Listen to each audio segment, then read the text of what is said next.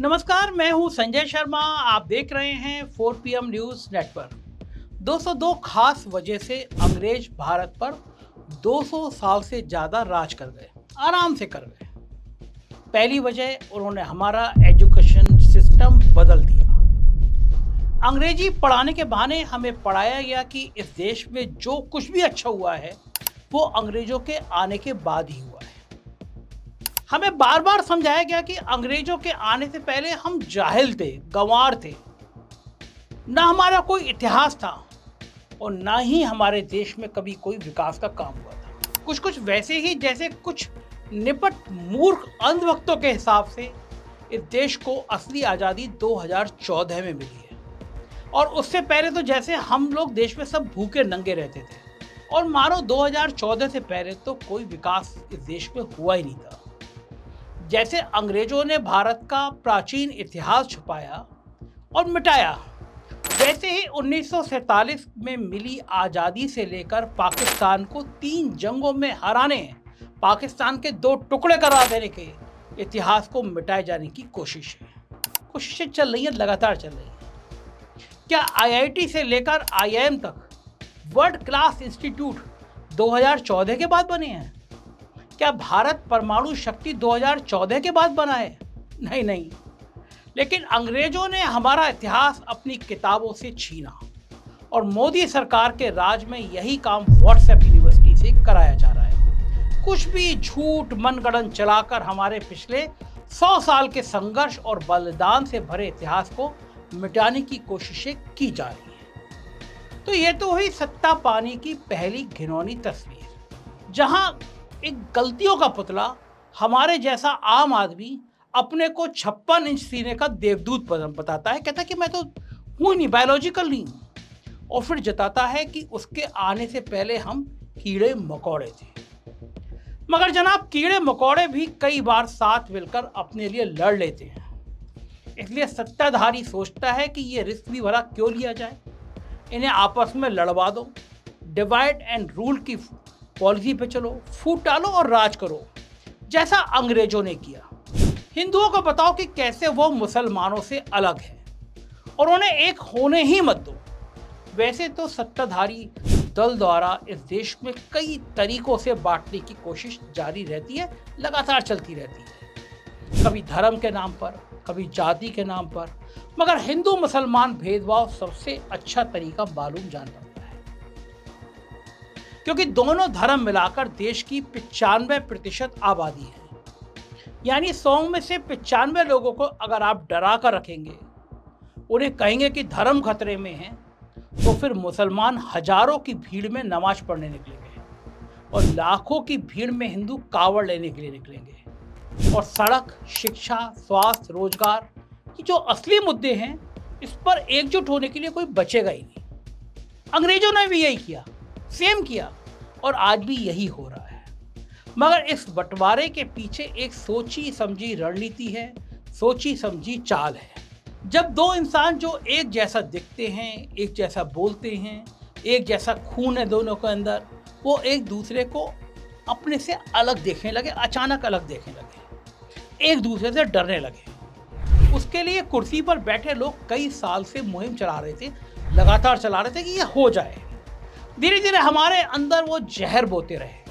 आइए देखते हैं पिछले 10 सालों में, जब से कंगना जी के हिसाब से आज़ादी मिली, तब से ये बड़े खास तरीका का खेल कैसे किया जा रहा है।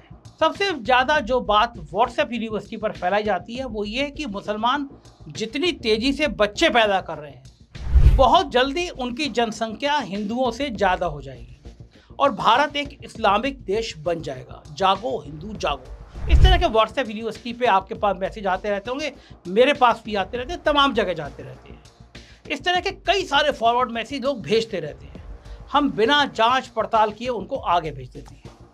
आइए जरा इस झूठे दावे को थोड़ा समझने की कोशिश करते हैं। आज़ादी के बाद 1951 में देश की पहली जनगणना हुई, जिसमें पता चला कि देश में 30.336 करोड़ हिंदू हैं और 3.58 करोड़ मुसलमान। यानी मुसलमान पूरी आबादी का लगभग 10% थे और हिंदू 84%। आखिरी जनगणना हमारे देश में 2011 में हुई थी। उसके मुताबिक देश में 96 करोड़ हिंदू थे और 17 करोड़ मुसलमान। यानी मुसलमान देश की आबादी का 14% थे और हिंदू 80%। यानी 60 सालों में मुसलमान 4% बढ़ गए और हिंदू 4% घट गए। यहाँ तक का डाटा ठीक है। साजिश ये है कि बस आपको इतनी ही बात बताई जाती है, पूरी बात नहीं बताई जाती। पहले तो सिर्फ इतना डाटा भी अगर पकड़ लें तो हिंदू और मुस्लिम जनसंख्या में इतना बड़ा फर्क है कि इस रेट से भी जो बढ़ रही है, उस रेट से भी अगर बढ़ती रही तो मुसलमान और हिंदू जनसंख्या को बराबर आने में 220 साल लग जाएंगे। समझे आप, 220 साल लग जाएंगे। अब सोचिए, आपको उस बात के लिए डराया जा रहा है और आपसे इस बात के लिए आज वोट मांगी जा रही है जो घटना शायद आज से 220 साल बाद घटे। अब कुछ कह सकते हैं कि कोई बात नहीं, अगर 220 साल बाद हम नहीं होंगे तो क्या हुआ, हमारी नस्लें तो होंगी। ठीक है, तो अब असली गणित पर आते हैं। 4% मुस्लिम आबादी बढ़ाने में इस देश की आबादी 36 करोड़ से बढ़कर 2011 में 120 करोड़ हो गई थी। अगर सब यूं ही चले, कुछ भी ना बदले, तो 220 साल बाद इस देश में 5,600 करोड़ हिंदू होंगे और 5,600 करोड़ मुसलमान होंगे 220 साल बाद।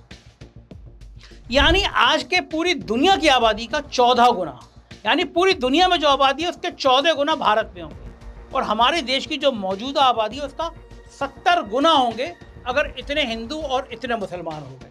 क्या ये मुमकिन है? कोई पागल भी कहेगा कि नामुमकिन है। ये देश जिसका 150 करोड़ की आबादी में दम घुट रहा है, क्या इतनी जगह में 11,000 करोड़ लोग रह सकते हैं? बिल्कुल भी नहीं रह सकते। और ये बात पूरी दुनिया ने जान ली है। जब विकास बढ़ता है तो लोग जागरूक होते हैं, पढ़ते लिखते हैं और जनसंख्या घटती है। पहले ऐसा विकसित देशों में हुआ है और अब चीन और भारत जैसे देशों में हो रहा है। अभी 2021 की जनगणना नहीं हुई है, लेकिन हिंदू और मुसलमान लोगों की ताज़ा बर्थ रेट के आंकड़े हमारे पास हैं। 2021 में नेशनल फैमिली हेल्थ सर्वे का डाटा आया। 1950 में देश की फर्टिलिटी रेट 6.2% थी, यानी हर 2 माँ बाप पर 6 बच्चे। अब यह घटकर 2 से भी नीचे आ गई है, यानी 2 माँ बाप की जगह अब 2 बच्चे भी नहीं है। पूरी दुनिया में ऐसा ट्रेंड चल रहा है। जनसंख्या का तेजी से बढ़ना एक रुक गया है, आने वाले समय में यह और घटेगा। लेकिन यहाँ भी जो लोग ये सोच रहे हैं कि सिर्फ हिंदुओं के बच्चे कम हो रहे हैं और मुसलमानों के नहीं, तो हिंदू और मुसलमानों को अलग से भी देख लेते हैं। हिंदुओं की फर्टिलिटी रेट 1992 में 3.3% थी और आज 2%। वहीं 1992 में मुसलमान 4.5% से बढ़ रहे थे और अब केवल 2.4% से बढ़ रहे हैं। मतलब पिछले 30 सालों में हिंदुओं की फर्टिलिटी रेट यानी बच्चे पैदा करने की दर 30% से घटी है और मुसलमानों की 35% के हिसाब से घट रही है। यानी 30 साल पहले 1.2% की बढ़ोतरी का फर्क था, लेकिन अब मुसलमान केवल 0.40% ज़्यादा बढ़ रहे हैं। इस हिसाब से 1000 साल में भी हिंदू मुसलमान जनसंख्या बराबर नहीं होगी। 1000 साल की बात कर रहा हूँ मैं, क्योंकि पूरी दुनिया को समझ आ गया है आने वाली पीढ़ियों के लिए तभी कुछ बचेगा जब जनसंख्या घटेगी और वो अगले 50 सालों में होने वाला है। याद कीजिए, 50 साल के ज़्यादा उम्र के जितने भी हिंदू हैं सबके 4-5 भाई बहन होंगे। 80 के दशक में जो पैदा हुए वो 2 या 3 भाई बहन हैं और आजकल तो लोग एक ही बच्चा पैदा कर रहे हैं। मुसलमानों में भी ऐसे ही हो रहा है, वरना उनकी पैदावार, बच्चों की पैदावार दर हिंदुओं से भी ज़्यादा तेज़ी से नहीं गिरती। हाँ, ये सही है कि गरीब मुसलमानों में अभी भी जागरूकता नहीं आई है और वो ज़्यादा बच्चा पैदा करने वाले ऐसे गरीब भारतीय हिंदू भी हैं, दलित भी हैं और मुसलमान भी हैं। अब जिस तरह जागो हिंदू जागो ये नारा लगाकर ज़्यादा बच्चे पालने को कहा जा रहा है, ज़्यादा बच्चे पैदा करने को कहा जा रहा है, जागो मुसलमान जागो बोलकर कुछ कट्टर लोग आम मुसलमानों को भी ज़्यादा बच्चा पैदा करने को लिए कहते होंगे। लेकिन ये एक गरीब या मिडिल क्लास हिंदू भी जानता है और मुसलमान भी कि उनके बच्चों को खिलाने पढ़ाने का पैसा व्हाट्सएप यूनिवर्सिटी वाले लोग नहीं देंगे, ना व्हाट्सएप मैसेज करने वाले लोग देंगे। इसलिए देश में हर धर्म की पैदावार घट रही है, ऐसा खुद सरकारी आंकड़े दिखा रहे हैं। इसलिए ना ये देश मुस्लिम देश बनेगा और ना इसे हिंदू राष्ट्र बनाने की सोचिए। इससे एक अच्छा देश बनाने की सोचिए। दूसरा एक सवाल जो व्हाट्सएप यूनिवर्सिटी पर हर दूसरे दिन डराने के लिए फैलाया जाता है वो ये है कि पूरी दुनिया में 52 मुस्लिम देश हैं मगर एक भी हिंदू देश नहीं है। नेपाल को थोड़ी देर के लिए छोड़ दें तो हमें हिंदू देश बनाना चाहिए। आपको ये नहीं बताया जाता कि सबसे पहले तो 52 नहीं 46 ऐसे देश हैं जहां मुस्लिम आबादी औरों से ज़्यादा है और उसमें से भी 46 में से भी केवल 23 ऐसे देश हैं जिसमें इस्लाम को देश का धर्म घोषित किया गया है। सऊदी अरब और यूएई जैसे मिडिल ईस्ट के 2-3 देशों को अगर छोड़ दें तो ये सब मुस्लिम देश बहुत गरीब और पिछड़े हुए हैं, जैसे अफगानिस्तान, पाकिस्तान, सोमालिया, यमन वगैरह वगैरह। वहीं हमारे देश की तरह 96 देश ऐसे हैं जहाँ सेकुलरिज्म धर्मनिरपेक्ष यानी दिल से धर्मनिरपेक्ष हैं, यानी सब धर्मों को एक नज़र से देखा जाता है। दुनिया के इस नक्शे को देखिए, जहाँ जितना ज़्यादा गहरा नीला रंग है वो उतना ही सेकुलर है। मतलब अगर हर डेवलप कंट्री अपने आप को सेकुलर मानता है, इसलिए कनाडा में एक सिख रक्षा मंत्री भी हो सकता है। और इंग्लैंड जहाँ ईसाई ज़्यादा हैं वहाँ ऋषि सुनक जैसा हिंदू प्रधानमंत्री भी हो सकता है। और यही नहीं, अमेरिका जहां एक भारतीय हिंदू मां की बेटी कमला हैरिस राष्ट्रपति की दौड़ में और शायद राष्ट्रपति बन भी जाए। लंदन में सादिक खान नाम के मुस्लिम पिछले 8 सालों से मेयर हैं। अब सोचिए, हमें इस देश को पाकिस्तान या सोमालिया बनाना है या फिर कनाडा, इंग्लैंड और अमेरिका। अगर इंग्लैंड और अमेरिका बनाना है तो लिखित संविधान में भी और दिल से भी सेकुलर बना रहना पड़ेगा। सब धर्मों को बराबर इज्जत देनी होगी। अब सब धर्मों को बराबर इज्जत देने पर फिर कुछ व्हाट्सएप प्रोफेसर नया डर फैला देते हैं। व्हाट्सएप पर मैसेज फैलाए जाते हैं कि हम हिंदू बेगैरत हैं जो दरगाहों और मस्जिदों में जाते हैं।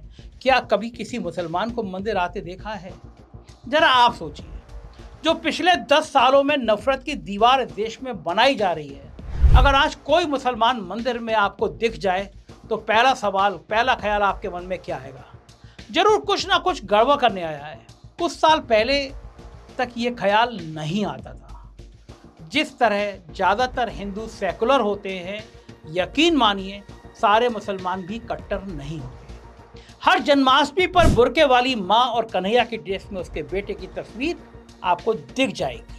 रामलीला को गांव देहात में मुसलमान भी हिंदू के साथ बैठकर देखते हैं। हरियाणा की बोली में नमस्कार के तौर पर राम नाम भाई एक हिंदू जाट भी बोलता है और मुसलमान जाट भी, क्योंकि इस देश के एक आम मुसलमानों को कृष्ण और राम की छोटी मोटी कहानियां भी पता है। हिंदुओं को भी भगवान महावीर और बुद्ध के बारे में पता होगा, नानक को भी जानते हैं और इस ईसा मसीह से लेकर सेंटा क्लॉज को भी जानते हैं। मगर कितने हिंदुओं को पैगंबर मोहम्मद साहब की कहानी पता है, मुहर्रम और ईद का फर्क पता है? सोचिए, जो धर्म यहाँ 1000 साल से है, जिसके 17-18 करोड़ लोग यहाँ पर हैं, उसके बारे में आप क्या जानते हैं? सिर्फ ये कि वो बकरे खाते हैं, उनकी 4 बीवी होती हैं, वो अपने ही परिवार में शादी कर लेते हैं। यानी सिर्फ वो बातें जो आपको आपसे अलग महसूस कराए, उनकी जमात अलग कर दे। सिर्फ वो आपको बताया जाता है कि किस तरह ये अलग हैं।